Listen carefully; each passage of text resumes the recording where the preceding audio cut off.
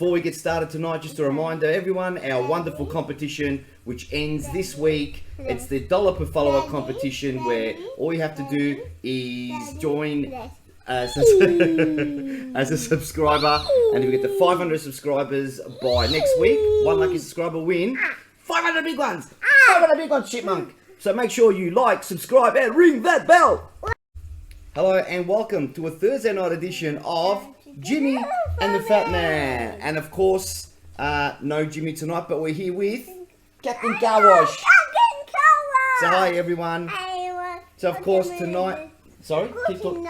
Yeah. So tonight, being Thursday night, as we do every Thursday night, we're going to talk to you about the football. There's 8 great games this week. The football. And we're going to go to our first game of football, aren't we? Yeah. But look, that's right. That's right. You got your own football jumper. Yeah. So we're going to get started with some stats of the week. Okay, so let's do some talking points. Melbourne, the Bees, still the only undefeated side of the year so far, looking heads and shoulders better than everybody else. There's a logjam of 4 teams on 5 and 1, and there are 5 teams that are struggling on 1 and 5. Yeah. Now Essendon are one of those teams sitting on 1 and 5. They were tipped by many, particularly Mick Malthouse, to even win the flag. Look, still early days. Still plenty of, still what, 16 games to go for each team, 15 games to go. 17 games to go. 16 games to go. A certain amount of games to go. So let's see how they go. Tom Hawkins leads the Coleman on 20, which puts him on track to kick 73 goals for the year. Cameron of Geelong and Joe Danaher of Brisbane on 19 goals each. And Darcy Parish leads the possession getters with 208 possessions. Oliver of Melbourne is on 195, and both of Port Adelaide on 191. So stat of the week. The last week, Callum Mills of Sydney was the top-rated top-rated player of round 6. He got 37 possessions, took 11 marks, 5 tackles, and kicked a goal.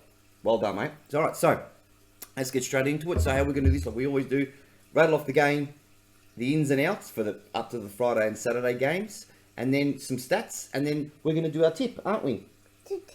We're going to do our tip, yeah? So this is Thursday Night Football. Alright, so let's get to the first game tomorrow, Friday Night Football. We have West Coast versus Richmond at Optus Stadium. That's right, we go to the football. Richmond season on the line tomorrow night. Richmond are 12th, 2 and 4, trying to keep their season alive. West Coast season's pretty much over. They're in second last position, 1 and 5. COVID's completely killed their season. The ins for West Coast, Jeremy McGovern, big in. Clark, Sam Petruski-Seaton is in. The outs, Bailey Williams, Elliot Yeo, Luke Foley, and Zach Langdon all out. For the Tigers, some big ins, Sydney Stack, Kane Lambert, Dylan Grimes, Ivan Soldo, and Maurice Rioli all in. The outs, Robbie Tarrant, Ross Cochin, Thomas Dow, Ryan Mansell, and Matthew Parker all out of the side. Richmond averaged 5 more shots on goal per game than West Coast. And obviously having a much better year than what Eagles are having. So the last 4 games have gone 2 and 2. I'm tipping Richmond. Who do you think will win, Richmond or West Coast? Richmond? Yeah, Richmond. That's Richmond. Okay. So the next game on Saturday, the first of the Saturday games at 1:45 p.m. We've got Geelong versus Freo at GMHBA Stadium. Geelong are 6th after the easy kill against the Kangas. And the Dockers are 2nd after beating the Blues at home. So they're doing really well, the Dockers. Geelong have kept the Dockers at just 42 points per game on average in the last 4 games. Now the Dockers have conceded 20 shots on goal per game, the 2nd best in the league. Yeah, the Cats have won 6 of the last 7 against the Dockers by an average of 8.5 goals. Freo losing players due to COVID. I tipped the Cats just to go to 6 and 2. That's where I reckon they'll go. So the ins and outs. Geelong have just announced an out. Luke Dalhouse for the ins. You've got Josh Treacy for Fremantle and Lloyd Meek out. Matt Taberner, Sean Darcy, and Bailey Banfield as an out. So I'm going to tip the Cats. Do you think the Cats or the Dockers? The Dockers. Oh, Captain CarWash is going. The Dockers. Good boy. So we go to Adelaide versus GWS at Adelaide Oval at 2:10 p.m. Adelaide is, yes, darling. Yeah, Adelaide is sitting 10th and having a much better year than they did last year. Performing really well. Look, they've won 2 in a row.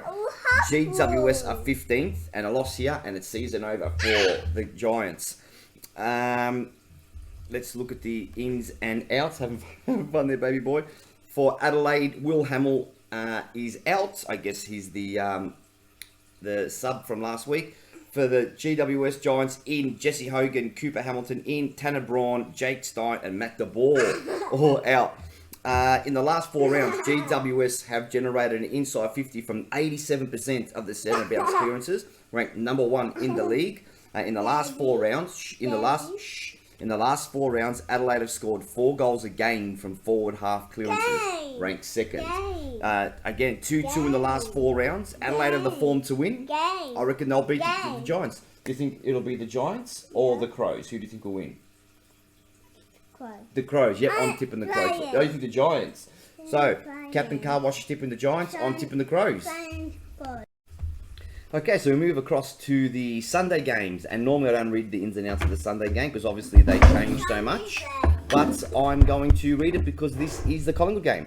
Collingwood versus Gold Coast at the MCG, which will be our first game as a family for the football. Captain CarWash is going to be there along with Jimmy, and of course, as always, it'll be Fatman on location at the MCG. We give you all the ins and outs of the game. Collingwood rejoined the winners list on Anzac Day against the Bombers and are in the 8. Gold Coast have lost 2 in a row and are sitting 13th on 2 and 4.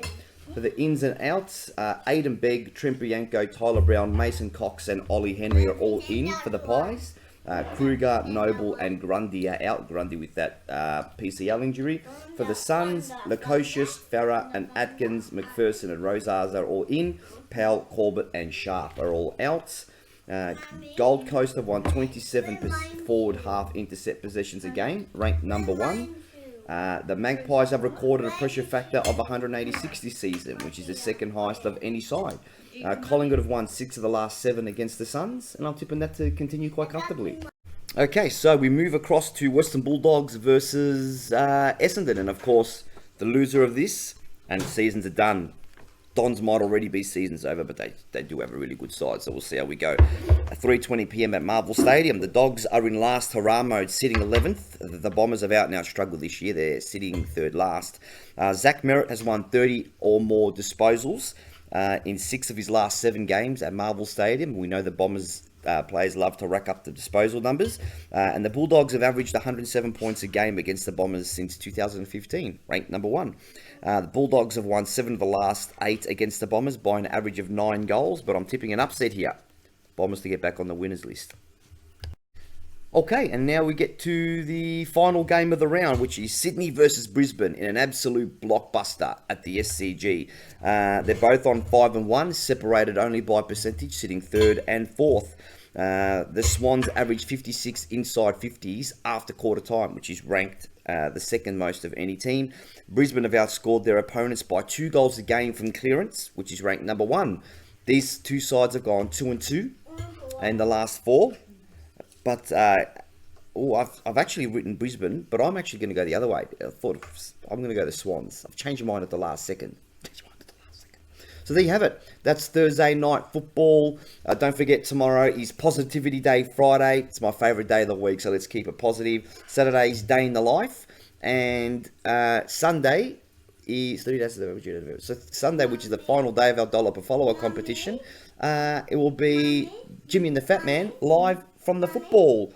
Fat Man on location at the MCG. But this time, Mama Bear, Captain CarWash, and Jimmy will all be joining me, and we're all going to do our first. I can't wait to get our first game as a family, so I hope you all join us as well. So that's it. That's all from me for tonight, Thursday night football. This is the Fat Man signing off from my family to yours.